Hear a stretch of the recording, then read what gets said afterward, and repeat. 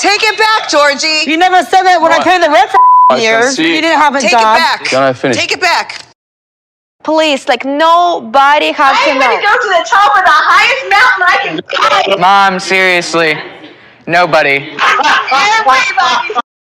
He's a sugar baby. You can't say like, oh, I love Gino. What kind of love you pregnant? What kind of love you love Gino? What kind of is that love? Stop self-projecting. And you It happened with my own family. I know, and I don't have a lot of people around me, and we don't keep people in our circle. I know. You're the I don't need a expiration date. I give it to myself. All day, all night. Would I look like Gino? I don't like sitting here and arguing. That's why you went to the bar, so they can like a parrot all night. Yakety, yakety, yakety. I'm like, who talks this much, bro? Y'all, Operation Twin Divorce is in full effect, or at least Operation Let's Get Our Spinoff Back is in full effect. Watching them masterfully destruct their lives, their marriages, their faces, their everything. It is at times so cringe, but also something we all can't seem to look away from. There's just so much we have to discuss about part 3. Let's get into it. Hi guys, welcome back to Nikki Faces Reality. We are here to discuss 90 Day Fiancé, Happily Ever After, The Tell All No Limits, Part 3. We have a lot to get into. My notes are never ending, so we're gonna jump straight to it. Before we do, make sure to like, comment, subscribe, hype, all of the things. Y'all, Nikki coming to you live, editing. And I'm like, what is that echo? So if you're asking yourself that, I am so sorry. It looks like the echo was slightly on my mic. I'm trying to get past it because I am recording this video again, but I have adjusted it so that it doesn't sound like that in the next one. But just wanted to check in and let you know that I hear it. I hear it. Sorry. Love you.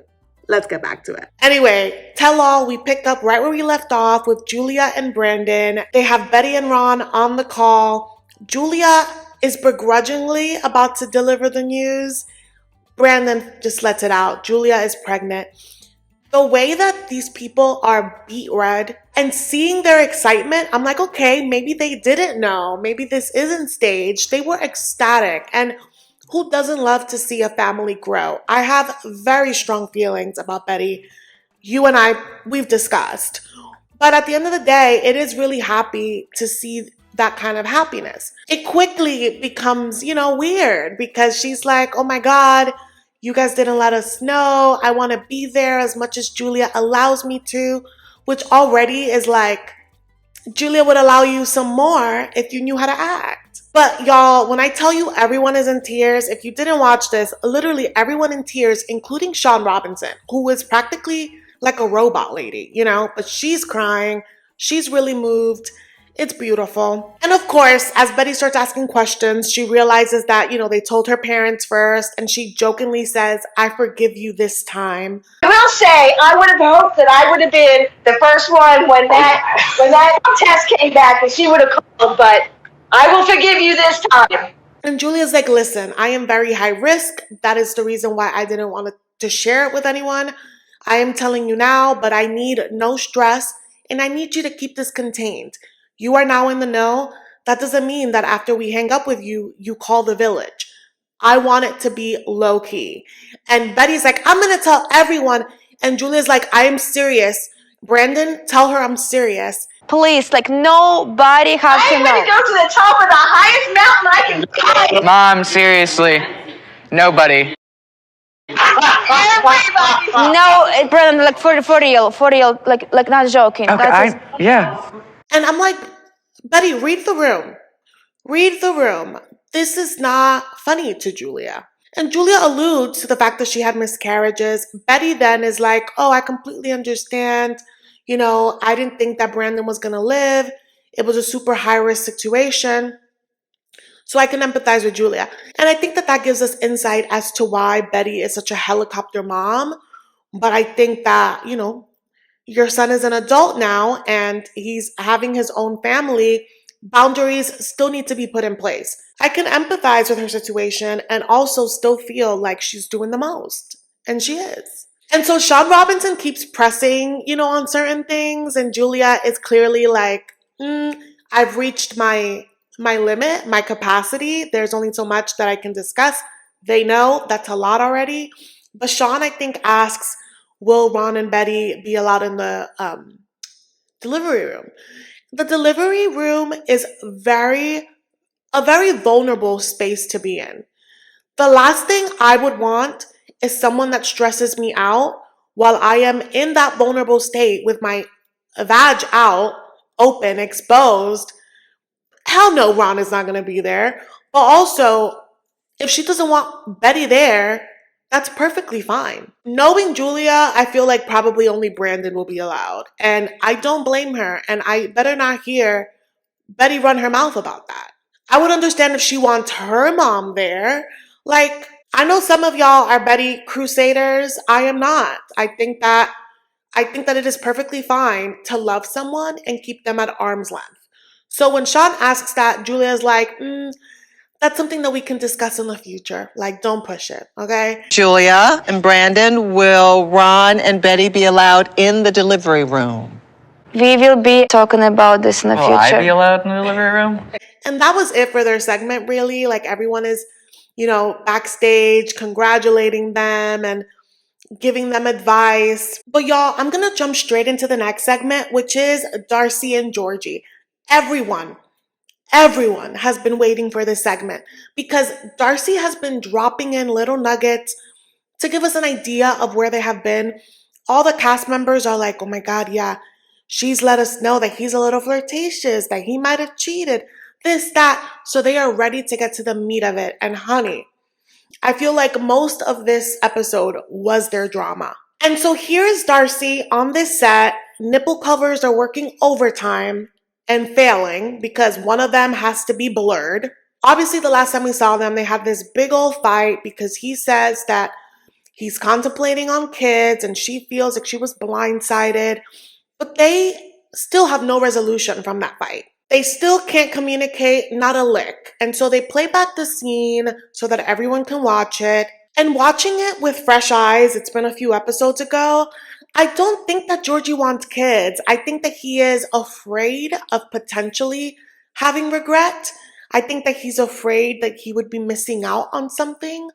I don't think he actually wants kids. I think that him and Darcey have led a very selfish lifestyle, and I don't think there's anything wrong with that if you can afford it and that is of your choosing. I think that there's a part of him that would love to be traditional, but all of his actions leading up to now have not been traditional. And so I really do think that he's having like a tug of war within himself. But yeah, that man don't want no kids. And I think what sucks about it is that he's not in a relationship where he can process out loud. I think that Darcey navigates the world like she's the only person that feels hurt, feels pain. She's the only one that can say things out of spite and have no repercussion. But if he says the same things as her, end of the world. So I already knew that this wouldn't go down well, but Chief says that she feels duped because he's always said that he doesn't want kids and he's obviously aware of her age and she just feels like, she can't offer him anything. And Sean Robinson said, do you think that this is maybe just his way out? And I thought that at first too, but he's still here. That man has not left. And present day on social media, they're still together doing weird ass, what's it called? What's that called? I'm forgetting the word of what you do when you're like eating food weirdly on camera and it's like weird ASMR. But they're doing a lot of that. If that man wanted out, he would have been out. But Darcey, of course, always chooses to see the negative in her partner, the partner that she chose. And she's like, yeah, honestly, I thought that because he's, really switched up on me since he got his papers. To which I'm very confused by because which papers did Georgi get? Because before Darcey, he had already been in the US for over a decade. He had already been previously married. So what papers did he get once they tied the knot? Was it his citizenship maybe? I don't know. But y'all, as always, wherever Darcey is, there's a Stacey. And this is in more ways than one because it goes beyond being twins. It's almost like Georgi is married to both of them. And while I do think that they both like to sabotage each other's marriages, I don't think that Stacey takes Darcey's voice into consideration as strongly as Darcey takes in Stacey. But then again, I think that Stacey's hatred for Georgi is very loud and pronounced and kind of inescapable. And that is literally what this next segment is. It's 2 against 1, and that is my personal hell. It is the most emasculating thing to witness and also only widens the distance between Darcey and Georgi. There is no room for his thoughts if you are prioritizing yours and then your sister's before his. Like, what's the point of doing any of this at all, right? But anyway, Stacey&Florian step into the scene. Stacey looks incredible. She's been annoying me this season, but she looks incredible, and I am so sad to know that they got like their 10th surgery after this filming. But she's here. She's ready to rain all over Georgi's parade. They're still rehashing the whole baby of it all. He's here still brainstorming out loud like, oh, maybe if we go the surrogacy route, if we decide to have kids, that way I can have my DNA. And Darcey's like, I don't really care to do surrogacy. I've already had my kids. And he's like, yeah, you've had your kids and they're not mine and I love them like they're mine. Why can't you do the same for me? And I hear his logic. However, this lady's about to be 60. Can you imagine raising a newborn at 60? Sleepless nights with a newborn at 60 is a choice that not many people will make. So I'm not going to villainize Darcey for not wanting that. But anyway, they talk about the trip to Bulgaria and the stress that he was under and how he was really like being very vocal, very clear about his expectations of him needing her to dress respectfully. And of course, they play back the scenes of her almost giving him a heart attack. He's like, oh my God, people are going to think that you're a streetwalker. Please cover up. And sure, I think that the delivery in that clip is strong and not kind. But think about it. This is possibly like the 20th time that he's had this conversation with her. If you have to repeat something to a grown-ass adult over and over and over, and they're playing in your face, you're not going to be too nice. And it can be argued that from what we saw in Bulgaria, Darcey dressed nicely and appropriately twice. That one time that she threw on the white suit, the white like set, and she was complaining that like it was loose, but she looked amazing that one time. The second time I think is when they were going on a walk and she was telling Georgi that Stacey&Florian were on their way. Those are the only times. When we saw her go to the bar with his friends, she practically had lingerie. When she went to meet up with his parents, she had nothing under that blazer jacket that ended up popping. So Stacey being like, oh, you need to trust her. We travel all over the world. We know how to dress. Clearly not. She packed 9 luggages and that was the best that she could do. I'm with Georgi on this one. They start harping on the fact that it took them 5 years for her to meet his family. And I think that that isn't a fair thing to attack him on, only because Georgi hadn't been back to Bulgaria in 13 years. So I think that that issue of him not going back home is bigger than Darcey. I think that there's a lot there, and that is why he was so nervous. I will say though, it's effed up that he wasn't making her feel included.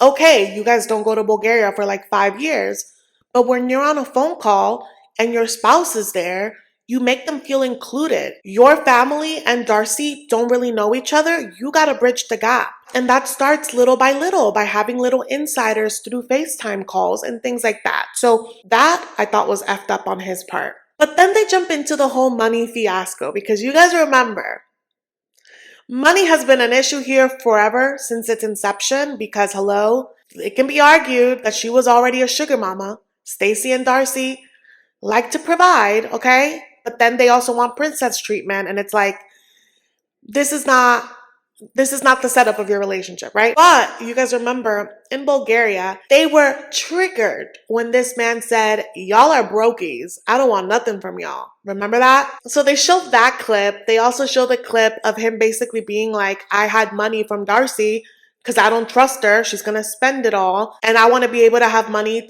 for a future to invest. And I get it. The issue with that is that it makes it seem like you're not investing in your future together. And I think that this is a very complicated conversation, and I really do think that they're going to need a mediator to get through it, because they're certainly not getting through it at this tell-all with everyone yelling in their 2 cents. But Sean Robinson is like, why did you call them brokies?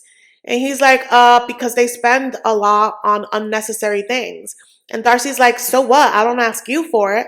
You weren't complaining or calling me broke when I was paying your rent for 5 years. I cannot speak for Stacey. But you never said that. Well, you did. Take it back, Georgie. You never said that when I paid the rent for years. You didn't have a Take job. it back. Can I finish? And here's the thing. Darcey girl, would I do that for a man that's not my husband, that is able-bodied and able to provide for me? Would I do those things? No. But you happily did those things. And so I think that there is something icky about volunteering to do something in your relationship, and then the minute things are off, using that to throw it in their face. There's an ick factor for me with that. Do I think that Georgie is ungrateful at times? Yes. Do I think that he was entitled, like she said? Yes. Because the streets remember when he demanded that she buy him a fur coat on her birthday, on her shopping trip for her birthday. That was crazy. If you guys didn't watch their spinoff, Darcey and Stacey, you're missing out on a lot. I feel like you're missing out on a lot of context, a lot of insiders. But really, like in this situation, there is no bad guy. They're bad at different moments. Really. They are allergic to communication. All that to say, you were a sugar mama. You signed up for this role. To throw it in his face now is crazy. But as Darcey is throwing it in his face that, like, you know, she spent X, Y, and Z on him, Stacey is yelling, take it back. Take it back. Because that's not true. Take it back. Ma'am, he doesn't have to take it back. That is what he felt. And also, if there's no truth to it, it shouldn't stick. There's clearly some truth to what he's saying, and it hurts, and she really wants him to silence those rumors, but honey, I mean, I just don't know how booming business is at 11:11, so maybe there's something to what he said, I don't know. But just watching this, like they're yelling at him like 2 hyenas, and this is why their relationship can't progress, because I feel like Georgie and Darcey, like once in a blue moon, they're able to communicate, and then they go 10 steps back the minute she relays any information to Stacey. And Stacey doesn't know how to just support her sister without inserting herself in the narrative. That is their issue in a nutshell. And again, like this is amazing, chaotic reality TV. But when you think about the fact that this is a real marriage, this is the quickest way to just make it fall apart. But then Sean is like, Georgie, do you really believe that Darcey is broke? And he's like, honestly, I don't know, because I don't have access to her bank account. And I said, interesting that you don't have access to her bank account. But she was crying for an episode and a half about how she doesn't know how much you make and how she doesn't have access to yours. So what's the issue? You're leading independent financial lives. And he apparently said that they have a joint account, but they don't use it. And it's because there's no trust. I don't know how much money she have in the account. We have one, but we don't put anything in it. Yeah. I mean, we have a shared one, but we don't put anything in it. And I think that maybe start working on the trust. Like maybe don't start putting in big amounts of money. Start small, start putting in money there for like utilities and work your way up there. But of course, Stacey's like, well, you need to trust your wife. He doesn't trust her for a reason. Trust needs to be gained on both ends. But again, I just think that, you know, there's a double standard here. Darcey is yelling from the rooftops at every turn, I need transparency, I need transparency. But she's not providing the same thing. And also, I think that it is unfair to constantly be like, he gives me no money, but then say in the same sentence, all of our bills are 50-50. Okay, so in the foundation, in terms of your needs, the essentials, he is being an active partner. They do 50-50. I pay the rent on the first of the month, and he gives me about $1,800 a month for the shared bills and for half the rent. Darcey, do you feel like he is greedy? He's very greedy. Actually, it's nice. It's Very greedy. Yeah, he's very entitled. Yeah. So it is unfair and distasteful to constantly be like, he does nothing for me. Now, Darcey clearly wants princess treatment. And if that is what you want, you deserve what you want, okay? But it is insanity to continue to be with someone that is not going to meet that standard for you and then complain. She has an issue, and I think that I would have an issue with being with someone that you go on vacations with and he wants to put no money in it. And I think there was an episode where he was like, when he asked for the money back for Bulgaria, like, I think that he doesn't think that vacations are an essential that he should be putting his money in. But then you shouldn't go on said vacations. If you are going to benefit from something, it is unfair that she foot the entire bill. And maybe his rationale is that, oh, well, she's going to be able to pay the trip, maybe like with a post, with her likeness, and he's in the video, and it'll pay for itself that way. I don't know what the logic is, but I think that that too should be 50-50, if anything at all. I think what Darcey wants is for him to step up and be like, baby, this trip is on me. And I think that once in a blue, that would feel really nice. But I agree with her. His approach to like trips and things like that is very entitled. Like, that is insane. Even just the Bulgaria trip, that wasn't even like a vacation that I think she would choose. She took that trip for him. And I'm sure that TLC or Sharp probably paid for most of the activities because it's being filmed. For whatever they had to put out of pocket, for him to just expect her to foot it is crazy, because that is your hometown trip. You would think that he would step up and be like, thank you so much for joining me, babe. But to turn it the way he did was crazy. But honestly, you guys, this segment just keeps going and going and going. Darcey, feels heartbroken that he's saving for a rainy day. Stacey's like, did you tell him? Did you tell him what he said the day after your marriage? Apparently. I don't know what would possess Georgie to be like, this is a good time to say this, or to throw it in her face. Maybe they were in a fight, I don't know. But he was like, now that we're married, you got to take care of me for 10 years anyway. Like, clearly, like, you are aware of that when you are signing said documents. But for it to be told to you in a way that's like, deal, is yucky. And he didn't deny it, so there has to be some truth to that. And while he didn't deny it, he was trying to explain his reasoning, but I still don't know what it is because Darcey and Stacey kept cutting him off. And so Darcey then is like, you know what? I have more to lose, so just don't waste my time. Okay? Technically responsible for 10 years. I have everything to lose in this marriage. What do you have to lose? Everything. My time, my life. And he's like, I'm not getting any younger. Like, by those terms, I'm also wasting time. And she's like, if that's how you feel, just leave. Seeing I'm becoming divorced and getting younger, I'm losing my time too. Then go. I ain't holding you back. Don't waste my precious years. And this is the thing about Darcey that pisses me off, because he literally is saying the same thing that you are saying. So what? He can't react and get upset at what you're saying, but every time he mirrors back the same thing you're saying, it's like end of the world. She's always being like, then leave then. Why is that?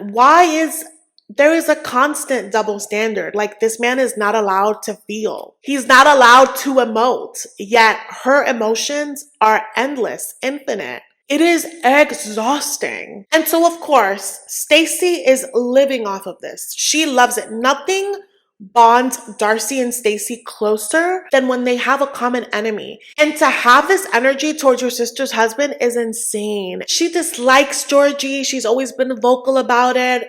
And I think she's manifesting a twin divorce, which wouldn't be the first time. They both divorced their children's daddies the same day. I think they got married the same day, and then they got divorced the same day. They do everything together, even that. And they think that another one is in the works, because then Stacey, who again is really pining for the spinoff, throws Florian under the bus.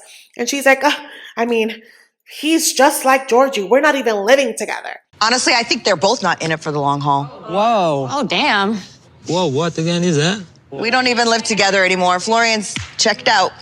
And that is another shit show in itself. Because these bitches, sorry, but I love y'all, but y'all don't know what you want and y'all are too old for that. They constantly complain. They do nothing. They have no job. They finally get a job. That is also a problem. Florian has been in America for the longest. And for the longest, that man did nothing. He was literally Stacey's little lapdog. His only job was 90 Day Fiancé. He didn't know how to drive. He couldn't take himself anywhere. He wasn't working. He was lazy. He was all of the things. They had no problem showing us all of those things. Well, now Florian has this woodworking job in Connecticut, which is where the twins are originally from. They have no business in Miami, okay? Florian has this job finally. He feels good about it. And so he's asking Stacey to move to Connecticut with him.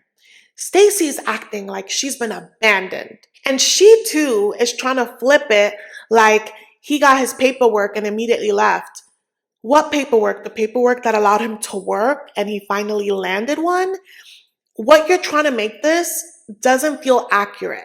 I think that it is very weird that they go after these young men and then expect these young men to be mannequins, but to operate like robots that only do the things that they want. And it's like, no, when you are dealing with a young person that is trying to figure out who they want to be in this world, what they want to do with themselves, you're going to have to keep up with their evolution. And she complained so hard about him being unemployed.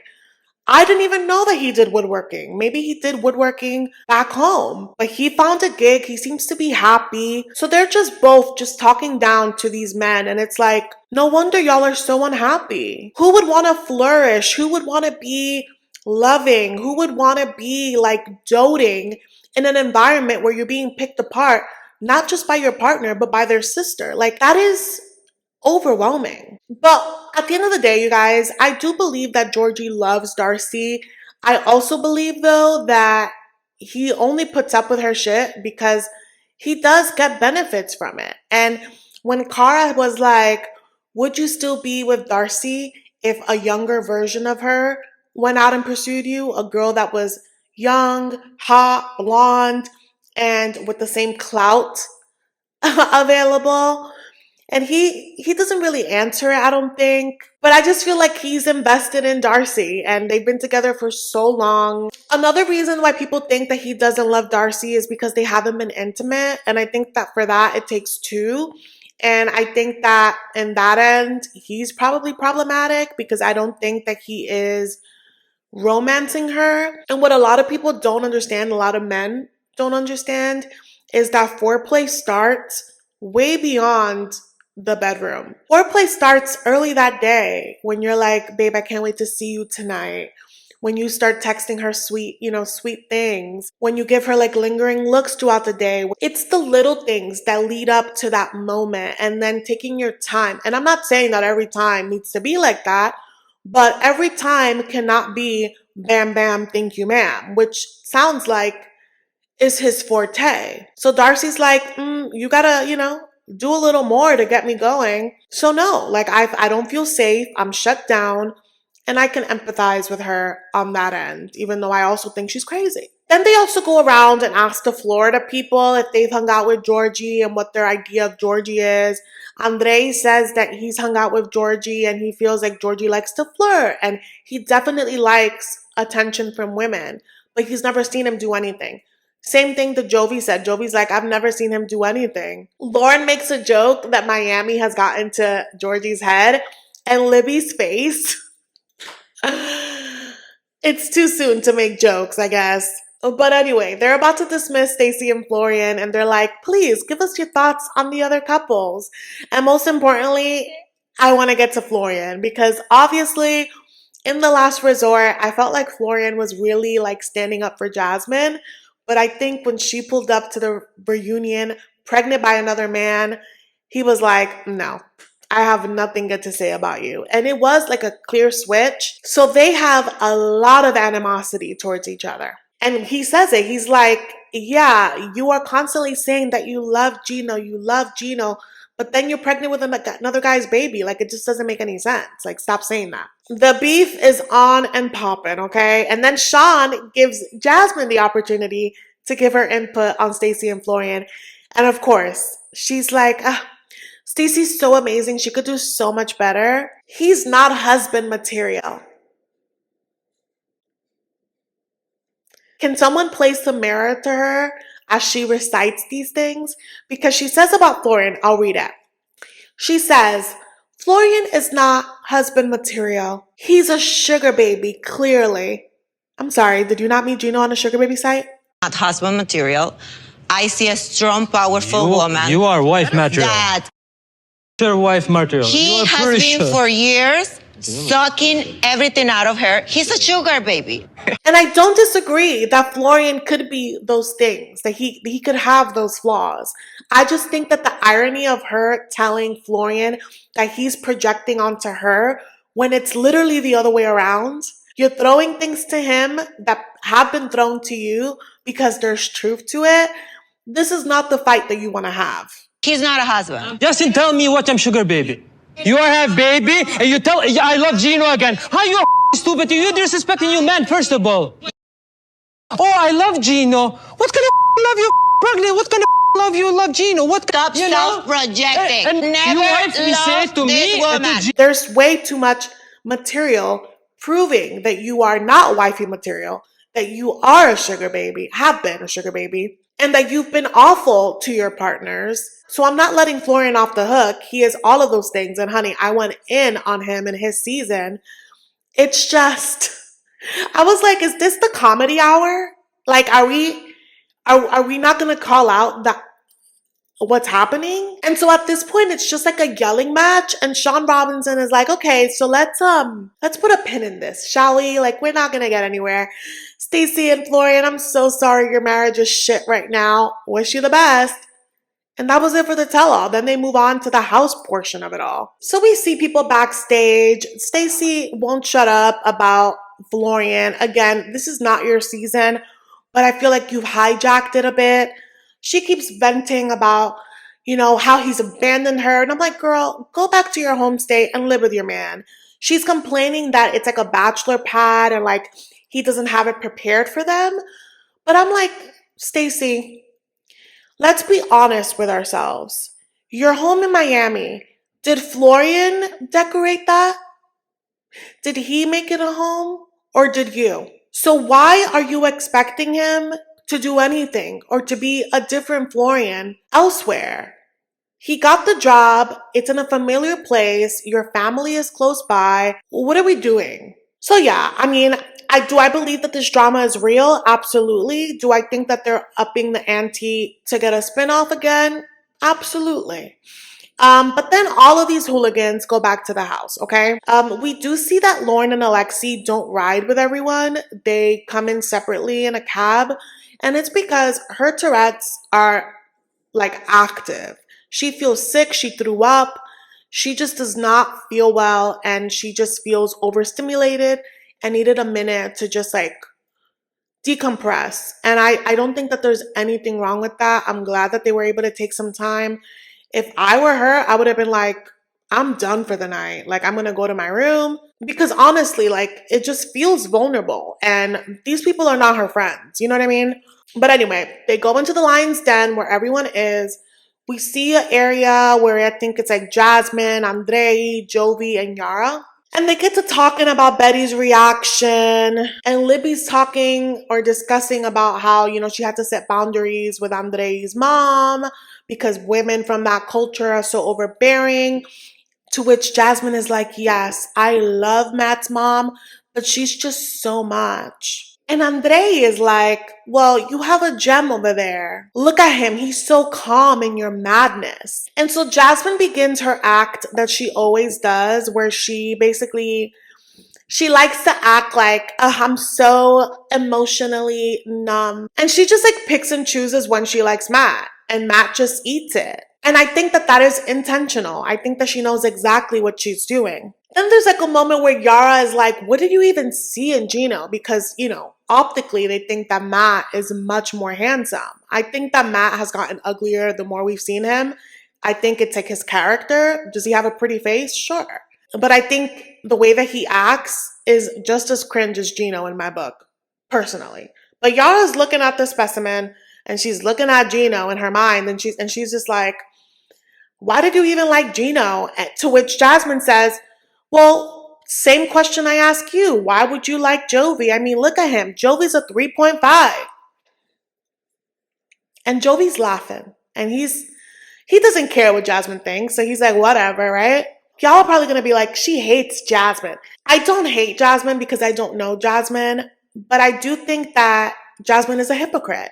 She is the main one being like, don't talk about my appearance. I'm insecure. I'm this. I'm that. But she's the main one ready to talk about someone's appearance. And I think that it is timely that this episode and this commentary is out when old pictures of her have been circulating. I think that it is insane to call someone a 3.5 when you wouldn't look the way you do if you didn't go ahead and customize yourself. So this conversation was just beyond me. But ultimately, Jasmine does answer Yara's question. She's like, Gino was perfect long distance. And she's like, yeah, but everyone, including my family, was like, what do you see in him? Why are you with him? And Jovi's like, oh, so what? You need to be with someone that's controversial, that gets people talking in order to be confident about them? And she's like, yeah, maybe I do self-sabotage. I won't. I don't even know what to say about that. I just feel like it is insane to have that outlook on life and be so fickle and then decide still to keep a baby with a man that you feel that way for. Like, you didn't need to have that man's baby, and you did. So have some decorum. Like, why talk about it that way? But they're both cut off the same cloth, right? Because then Jovi's like, Matt, what are you going to do if she decides that she's not going to marry you? Like, are you going to move on? And Matt is like, I'm not going to be in this limbo forever of like, she likes me not. Like, after a while, like, I am going to have to, there's going to have to be an expiration date. And she looks appalled because she thought that she could play ping pong with his heart forever and ever. And I think that that's an insane assumption, but I think she probably assumes it because he's probably telling her that. He's probably telling her behind the scenes, like, I'm patient, take whatever time you need. Because remember, he's been positioning himself as the anti-Gino. You can't string him along. Back at home, I got the impression that I will always have this door open. No expiration date for it. So I am taking my sweet time. So now he's saying like, okay, if I can find someone and marry, like, where is this coming from? But Jovi and I did have the same reaction and like, wait, so you went out of your way to break her marriage up to just be able to leave her just like that? Granted, it was an unhappy marriage, but like a marriage it was, and you broke it. And I think that it is wild that wasn't enough for you to pump the brakes, but now that you have a baby, and she is with you exclusively, like, because it's not tailored to how you want, like, you're gonna dip out. I think that there's something fishy here. And he's entitled to want marriage, and marriage is important to many, but I also find it ironic that he holds marriage to this standard, but didn't respect the one that she was in. Do you see what I mean? Like, I can't take them seriously. So as he's talking, Jasmine is just like, wow, like, everything you're saying is news to me because that's not how you talk when we're together. And everyone is trying to pressure him to give a timeline as to like when she has to decide. And don't get me wrong, I don't think that people need to be together just because they had a baby. But I think the issue here is that you can't play with people's feelings. People aren't just there to serve your main character arc. They have feelings. And I think that it is unfair for Jasmine to be the one in control about the direction of where this relationship goes. They both have to have conversations about it and decide. And I think that she was under the impression that she was in the driver's seat. Full stop. But anyway, we go to another room. I think Julia, Darcey, Guillermo's there, Gino's there, and Stacey's there too. And Julia's like, oh my God, Stacey, isn't it so weird seeing Jasmine and Matt on set together after we were the first ones to meet him? And Gino's just like, And they're like, we're so sorry, Gino, but yeah, like we knew that like it was a little more. And at this point, y'all, like everyone is enmeshed with each other. Stacey is going to different people, talking shit about Florian. There's a moment that Lauren is like giving Darcey advice on like how to bring back the spark in their bedroom. There's a moment that Cara and Julia are like dancing by a karaoke. Cara is singing her song Lento. She's really trying to make it happen. She has a gorgeous voice. She's trying to teach Julia how to dance.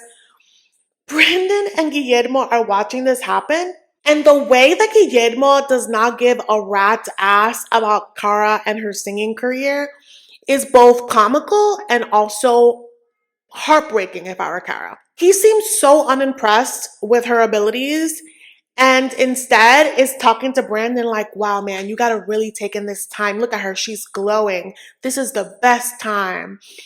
And then there's a point that Cara's like pointing at him and like going up to him and singing, and he is looking at her. He honestly looks like he's disassociating as it's happening. And I don't know if he's actively just putting up a wall because he just like wants to protect himself, but like the disdain that he looked at her with, like, why are you even singing to me? Like, I resent your singing career. It would keep me up at night. She eventually stopped singing because I think she reads the room that he does not care. But then, you guys, Lauren must be a masochist. There is no other explanation why she would go up to Libby to talk, and Libby was like, oh my God, I didn't know if you wanted to talk to me. Lauren is expecting an apology that is never going to come because Libby does not believe that she has caused any harm. And she, in the most sinister way, masterfully flips this into a situation where Lauren is apologizing to her. Lauren is like, I'm hurt. Libby's like, no, I'm so hurt. You abandoned me. This bitch. I can't believe that you would think that I would maliciously talk about you and share information about you. Ma'am, we saw you do it multiple times. It's not that she thought that you did it, it's that we saw it in action. Like, have some self-awareness, and she refuses, and she is determined to get Lauren, like, under her spell again. And Lauren's like, you hurt me, you shared information, you used words that you shouldn't have used. And Libby's like, but didn't he do that though? Didn't you say that you feel uncomfortable? And Lauren's like, that's not exactly what I shared. And Libby's like, well, a husband shouldn't behave like that. And she's just, every marriage is different. And there are some things that I'm sure Lauren would not tolerate in hers that you tolerate in yours. And Libby's determination to make Alexi look bad is not to protect Lauren. It's to appear like she's in the better marriage than Lauren. And I think that that is what is most diabolical about this whole thing. And I really need Lauren to pick herself up. You are begging for an apology for someone that is incapable of giving it. Andre knows how much I cared about you. And he didn't want to ruin that and tarnish that because it happened with my own family. I know, and I don't have a lot of people around me, and we don't keep people in our circle. I know. You're the only one that was close to me. You're the only one that knew. I know. It hurts me. It really does. I'm really sorry that you feel hurt. I really am. The way that Libby turned this around to act like she's been the victim, the way that she's like, you know, we don't have a lot of people in our life and we had you and it was just so important. And it's like, ma'am, you don't have a village because you don't know how to be a villager. You are a bad person to the people that get close to you. So I think that it is trash that Lauren had to apologize to her again and basically being like, oh, well, I can't trust you because of your actions. And it's like, ma'am, Lauren could say the same thing about you. And they're trying to like bury the drama because they don't want it, you know, they want to be civil when her friend Noga comes in the screen. But like the preview tells us that that is out the window. And I really need them to stop apologizing, which is fake apologies, only to then be beefing the next episode. Like just, if you want to have beef, we have beef forever. Maybe that's the New York in me. But like, we're not gonna keep doing this back and forth. I don't care if we are on the same payroll. Like, it is not happening. And I need Lauren to have a backbone. So they split up, and then Jasmine and Florian and Gino are all at the same, they're by the bar, okay? And you know, Jasmine has a vendetta with Florian because she says that they were really close. They were even close post the last resort, but and that she confided in him and they were big friends, and then he turned on her at the reunion. And again, I think that at the reunion, he saw her in all her pregnant glory and he was like, oh, everything you've ever said to me, your actions are direct contradiction. So that is when he turned on her. Jasmine starts crying because, of course, all of 90 Day, it's just a telenovela playground for her, okay? She starts crying that she's been hurt by him, and Florian isn't even yelling. Florian, they just started the conversation. You were one of the very few people that I really trusted, and look at what you did to me, Florian. I'm a bad friend, correct? I'm a bad friend. That really hurt me, because I thought that you were... Cry, it's nothing to cry, just in talking. Jesus Christ. Stacey makes them hug. It gets nowhere. At one point, Cara is yelling at Matt that like he should be defending Jasmine. And it's like, what is there to defend her about? Florian wasn't attacking her. Florian barely got a word out. She was the one that went off on a monologue. Matt was right beside her, ready if anything happened, but nothing happened. So what is there to defend her about? Also, Jasmine is a shit starter. Is he supposed to put out the 100 fires that she sets, like wherever she goes? Like I get, you know, having your partner's back, but like this was not a situation where that needed to be done. So I felt like Cara, shut up, you know? And so this gets nowhere. Then we see Jasmine and Matt outside because they're waiting for their ride to get to their hotel. I imagine to be with baby Matilda. And Jasmine is so mad that he has an expiration date. And she's like, if that's the case, me and Matty are just going to go and find our own place. And what I do agree with Jasmine is that it is unfair for him to tell her what she wants to hear when they're in private and then go completely against it when you have an audience. Keep the same energy wherever you are.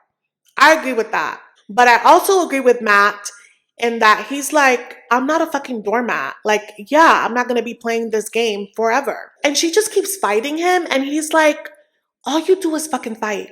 You've been fighting in there all day long like a little parrot. Like, it's exhausting. I'm not Gino. I'm not going to be fighting you all day. And I was like, you know what? I think that Jasmine needed to hear that. What do you want me to do? Argue with you all day, all night? What do I look like, Gino? I don't like sitting here and arguing. That's why you went to the bar, so they can like a parrot all night. Yakety, yakety, yakety. Who talks this much, bro?